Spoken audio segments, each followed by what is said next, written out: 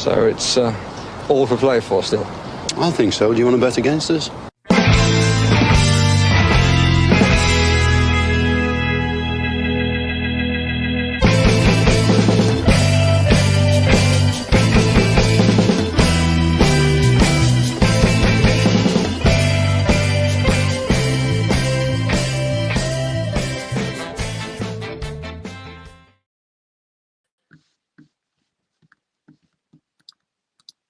Hello, Aston Villa fans, and welcome to For the Love of Pomegranate podcast. I am just back from what you could call a brisk jog, so apologies about my hair. I came in here and I wanted to do a quick podcast in my non-focusing camera, although it's just focused there. So I do apologise to everybody who likes to have things pristine. That's absolutely fine too. I hope you're all doing well. Aston Villa won, obviously, as you guys know, in the last against Brentford, and we are straight back at it again for Southampton at the weekend. And Aston Villa obviously playing at home again, and Aston Villa have had the better run of it when playing at home. We know Southampton haven't been playing well away from home recently. Southampton obviously at the bottom of the table with a bottom of the table points. And I've been struggling for goals, a minus 19 goal difference so far this season. And, rock bottom of the table, one win all year, came against Everton in a 1-0 win. They've had 2 draws, but things haven't been great for them so far. So it's it's one of those ones that they pulled a result, if I'm not mistaken, recently against Brighton. I think a 1-1 draw against Brighton as well. So I wouldn't say that they're in any sort of form as such, but Aston Villa obviously would be looking to go and win this one today. Try to get another 3 points on the board and keep our position within the table. The table is so concertinaed at the moment. Anybody from, I think it's about 15th upwards has a shot really of getting into Europe this year, and I think a lot of teams will be reacting to that and licking their lips, at playing teams in and around them. So, when Villa have been given the opportunity to play a team at the bottom of the league in bad form, I think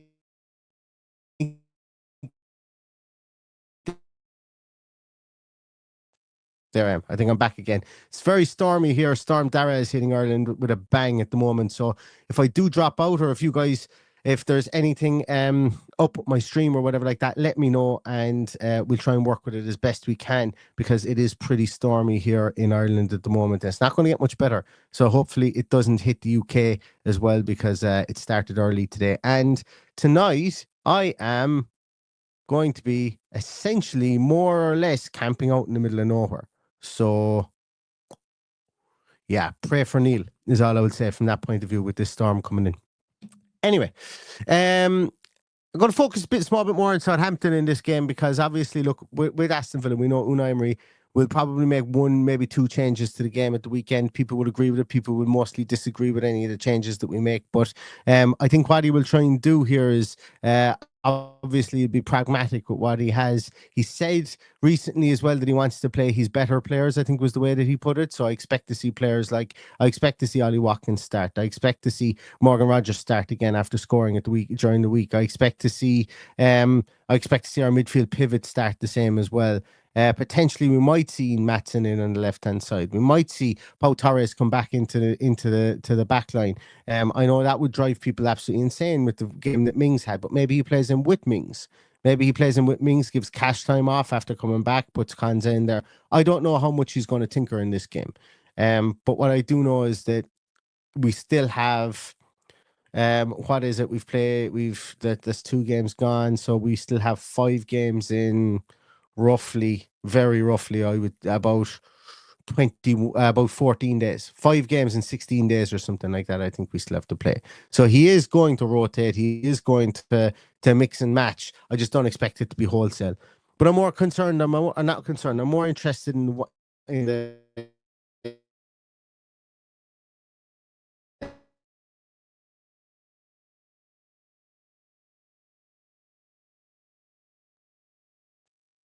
Yep. So I think I'm back there again. So Russell Martin, obviously their manager. They've come up this season. They've just come off a tonking by Chelsea, who beat them 5-1. Could have been even more than 5-1, really. When I watched the game, Chelsea had more and more chances. Southampton didn't really look up to much. As I mentioned previously, they've had some results as such against Brighton. They lost 3-2 to Liverpool. That was a bit of an outlier, getting those 2 goals against Liverpool. And essentially, going 2-1 up against Liverpool, coming back after being 1-0 down, going 2-1 up just before or just after half time, and then Mo Salah turns it on then to beat them 3-2. They're going to be without Jack Stevens in this game because he pulled Cucurella's hair, and he is going to be out for the foreseeable future. But let's just take a little look at who scored here. And I want to chat through some of the players that obviously that Southampton have in their team, focusing more on Southampton.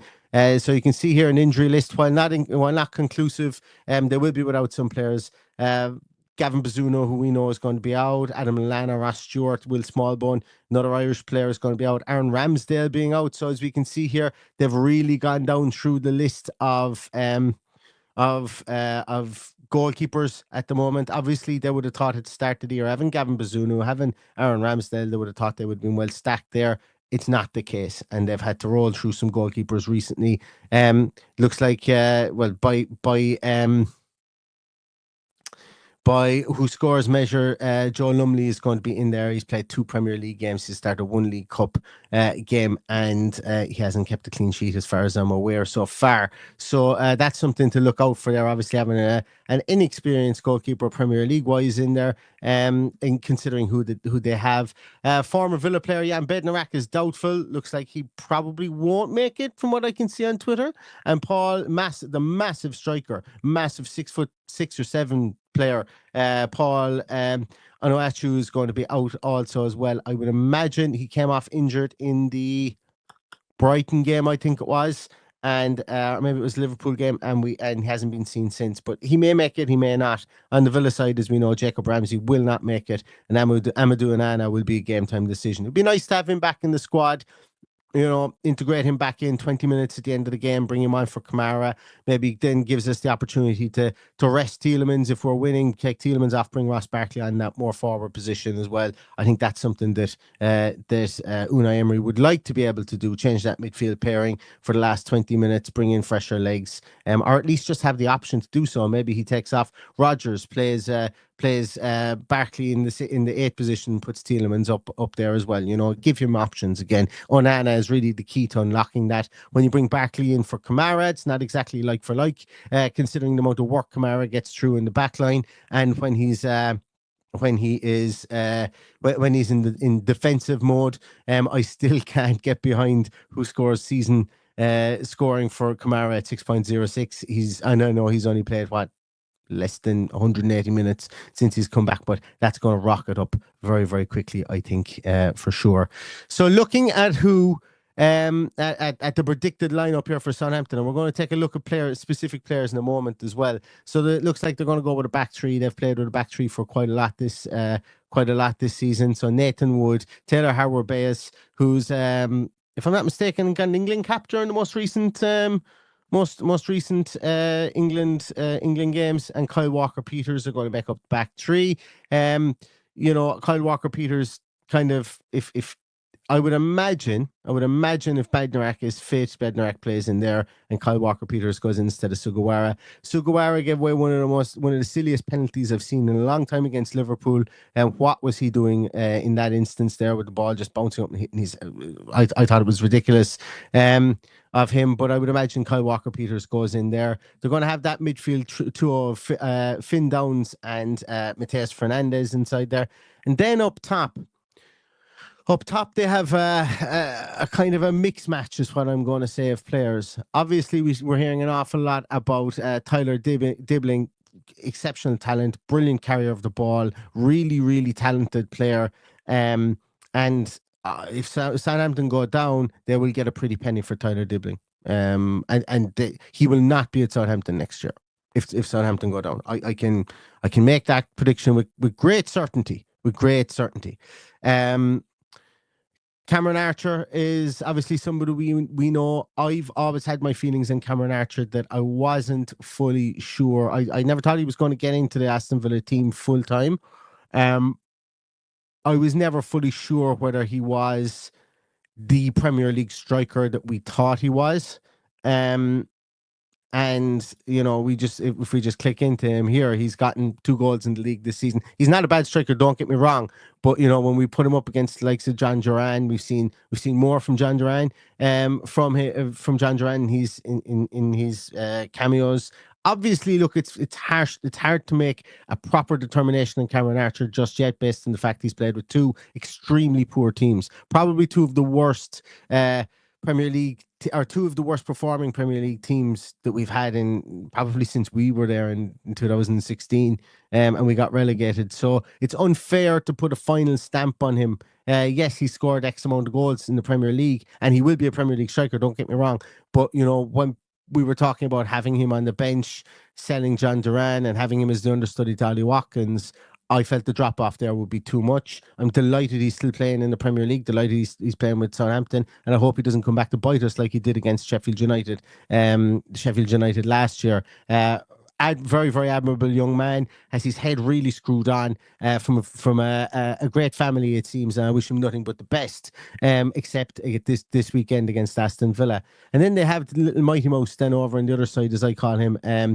Adam Armstrong. Adam Armstrong's had an incredible career. He was really well thought of at Newcastle. He dropped down the leagues, went to we'll look at his history here. He went to Barnsley, then on loan he went to Blackburn, had some great seasons scoring for Blackburn. He's been with Southampton since 2021. Scores a lot of goals in the Championship, as you can see here. He's had two seasons over 20 goals in the Championship and 1 season of 16 goals. If he gets runs on players, he can score goals, albeit that they're sporadic when they're in the Premier League. But a player that backs himself, an extremely confident player, and somebody that, if he gets 1 goal against Aston Villa at the weekend, he thrives on that ability to be able to, to stamp his authority on things. So he will probably be playing from the right hand or from the left hand side. So it's going to be a job for Matty Cash or another, whoever's out at right back. And I expect Matty Cash to be there, and I expect the communication between Matty Cash, Bailey, and everybody else that will be out on the right hand side to be on point, because he is a tricky customer. Want to take a little look at some Southampton statistics here as well. So one of the big things here that I suppose is, look, when we see all their team here, I suppose spelled out for us here, they've got like there's some intriguing names here. Some players that won't play at all, and some players that will be involved. Obviously, I actually believe that this Southampton team should be a bit higher than they actually are. Granted that they've got some relatively how will I put it, Championship standard players. I think the standard of team that they have here is capable of staying up in the league. Maybe not with the point total that they have at the moment, but I think that they were at the start of the season. They've got some really good, young players in there that they've gotten on loan. They've got some really good players that they've fashioned themselves. But what it seems to be is that they're over-reliance, and I think they've had to be over-reliant as well on tried and trusted grizzled veterans, the likes of Jan Bednarik, the likes of Jack Stevens, the likes of even Alex McCarthy in goals, bringing in the likes of Ben Brereton. I know he's only 25, but and he's had some Premier League experience and had a fantastic season at Villarreal. There's kind of a feeling here that they didn't push the boat out. But then when you look at other players that they have in their ranks here as well, Ronnie Edwards signed from Peterborough last season, or this season, should I say. He's played some Premier League 2 games. He's only played 1 game in the Premier League. They're easing him in. Ronnie Edwards was somebody I would have loved Aston Villa to take a punt on. But I think that if you're Aston Villa and you take a punt on him, and you treat him like Southampton have, I think he's in a better position than Southampton treating him the way that they have. And I know I think I remember there being an injury there. But I like this guy. I really like him as a right-sided centre half. He's been like at the age of 18, he was regular in the championship. I know he dropped down to League Two, but he's a really good defender. Really good right back, really good right-sided centre back, and at 22, 21 going on 22 years of age, if he was an understudy within this Aston Villa team at the moment, and maybe was signed maybe 2 years ago and was an understudy to players in the team, I think he could have relative Ezri Konsa heights to his game. I genuinely do. I really like him from that point of view. But Southampton, as I say, I think there was injuries there. I'm open to correction on that if there wasn't, but I think there was injuries there, and it seems to have stymied him so far this season as well. Obviously, there's another name here that I want to highlight, and I can't find it, and it should stand out, is Leslie Ogochukwu. An absolutely incredible talent from on loan from Chelsea. He's going to be in that midfield, I would imagine, if he's not injured. I don't know what his injury status is, but as far as I'm aware, he is not injured. Incredible talent. And, I've talked about grizzled veterans that Southampton have, and maybe it's maybe they were once bitten, twice shy, when the last time when they were in the Premier League, they signed the likes of Sam Edozie, they signed the likes of Gavin Bazzuno, all these guys from Man City's academy, and they threw them all in at once, and it was sink or swim, and they definitely sank, in that instance. This guy is good enough. He's a big, imposing man in the middle of midfield, and he's a good player. He's a really good player. If he ever got lost in the Chelsea merry-go-round of players that will inevitably continue to happen, fuck it, sign me up for him. He's like at 20, coming on 21 years of age. He's a big, strong boy, and I know we're not crying out for players in midfield, specifically defensive midfielders, but he's one of these guys that you're better off looking at him than looking for him. And that's the Chelsea methodology at the moment. And PSR will screw us over and stuff like that. But, however Chelsea have managed to do it, let's try and manage to do something like that as well, where we can stash players like this, or maybe players of the quality that I think Ronnie Edwards could be if he's managed correctly. I think that's that would be a no-brainer for me. But look, it's unlikely to happen. I mentioned Taylor Harwood-Bellis recently as well. A really interesting player. I think, a lot of English fans will know him once again through the Man City Academy, off to Blackburn. Played very well at Blackburn, or kind of cut his teeth as an 18-year-old at Blackburn, Stoke City, Burnley, and then on to Southampton. Last year, played 40 games in the Championship, was outstanding for them, and he's come in and he's really their leader at the back, in that centre-half position as well. Really interesting player, really good player, should I say, and also has a smattering of experience at Anderlecht. If I'm not mistaken, and I usually am with stuff like this, potentially when he was at Anderlecht there, it was Vincent Kompany that brought him there and mentored him for those 16 games that he played at Anderlecht as a 19-year-old. So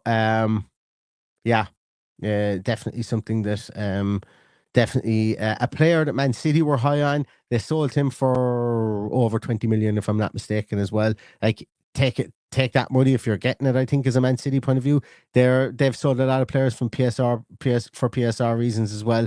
And Southampton have been the beneficiary of some of those players. This guy has worked out. Other players that they've signed, whoops, where's my screen gone to there? I've just knocked my screen off. Other players that they've signed recently as well, from the likes of Man City. Well, before we do that, let's go into James Bree here, an old friend of ours. If you were to ask me what age James Bree would be, I would say 31 or 2.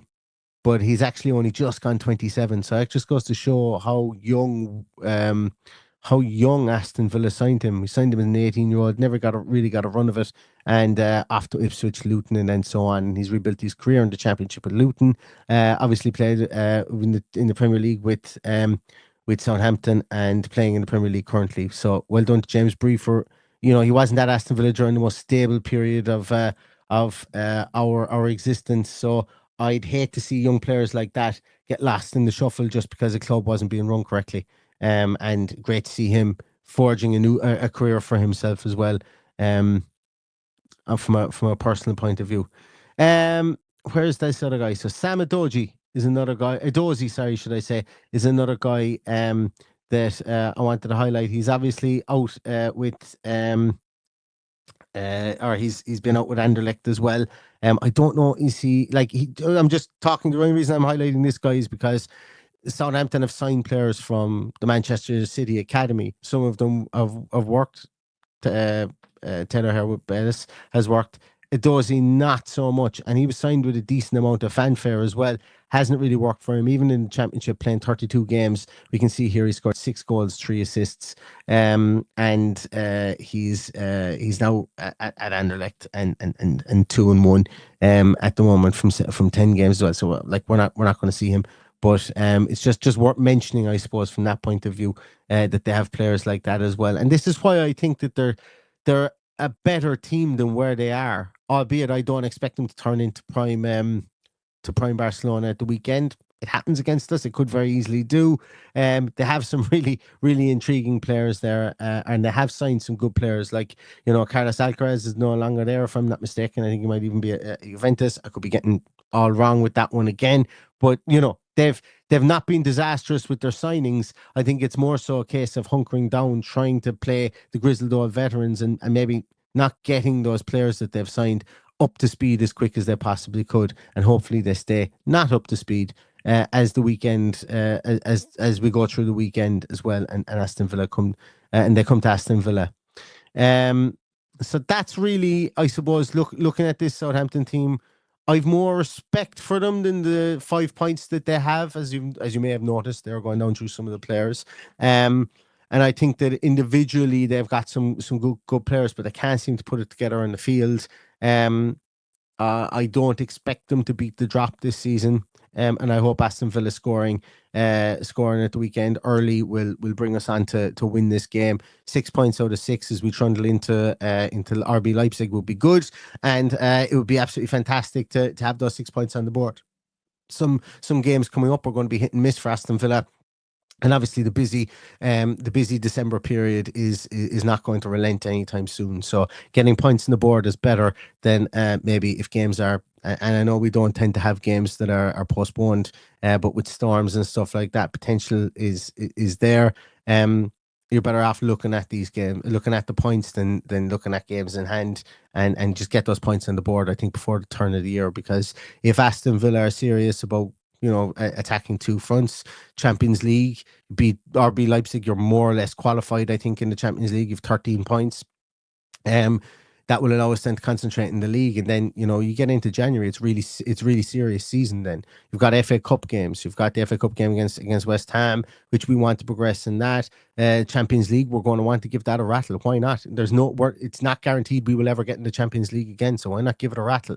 But also at the same time, Unai Emery says that Aston Villa's bread and butter is the Premier League. So he's going to want to finish in that 4th or 5th place to get Champions League again, or at least finish no lower than 7th to get European football again. Build up our coefficient, build up our status in the game. Like for a team like Aston Villa, it's getting into the Champions League 2-3 years in a row would be absolutely monumental. It's not a given. It never will be a given for a team like Aston Villa as the game is currently constructed. But getting into Europe 4 or 5 or 6 years in a row is huge for Aston Villa too. Staying in that European coefficient, staying in that competition, that therefore then when you do break back into the Champions League, or if you're able to attract those players to break back into the Champions League again, I don't think that there's mass exodus from this team if we don't get Champions League football. I don't think the club is constructed that way. I think European football is the goal every single year. And obviously the Europa Cup is better than the Conference League. But we saw the financial benefits that the Conference League brought us last year. And we see the financial benefits the Champions League will bring us this year. And I think as the club becomes more, and I know I'm massively off topic here, but I think as the club becomes more competitive year in, year out from a European point of view with this brilliant manager that we have, the financial side of things of the looking at the balance sheets to say, oh my God, the Jack Grealish money's coming off this year. They will all balance themselves out over time with success. And I think that's the way the club is being run at the moment. It's not boom or bust. And well, at least I fucking hope it's not. But so what I'm getting at here is that get the points on the board. We've an opportunity against Southampton. We don't want to let this one slip like we did against Ipswich, like we did against Bournemouth when Bournemouth were on a mediocre run. That's now catapulted them into a brilliant run that they're on at the moment. We don't want to be catapulting any other teams to good runs. We want to be building on our own, and the last win that we have and creating runs of our own, because that's what Unai Emery success has been built on with Aston Villa, is going on 3, 4, 5 game winning streaks and building those point totals and those point differentials to teams around you when those teams are faltering. And those teams around us have been faltering. That's why there's been a concertina effect. So we now need to go and capitalize on this game at the weekend and make sure we do our job. And if other teams fail, we capitalize on it. So that's kind of my thoughts on it. I'm not going to be around most likely for the team sheet tantrum tomorrow. But Paddy will take you through that. And if there's a post-match as well, we haven't put up a post-match yet. Dependent on where I am in the world tomorrow, and if I survive this storm tonight, we will definitely have a post-match podcast afterwards. But yeah, apologies, I won't be on the team sheet tantrum, but Paddy will be able to take you through that at the normal time of 1:45 tomorrow, with this being a 3 p.m. kickoff. So yeah, join Paddy for that. And in the meantime, everybody, I hope you all stay safe if you're in Ireland out from this storm. It's supposed to be peaking in the Midlands, where guess where I'm going to be during tonight when the storm peaks? In a forest in the Midlands. So don't make the wisest decisions in my life, but I have fun doing it, put it that way. So stay safe, everyone, and we'll see you tomorrow for the team sheet tantrum. And here's to an Aston Villa win. So stay safe, stay healthy, and all that's left to say is up the Villa.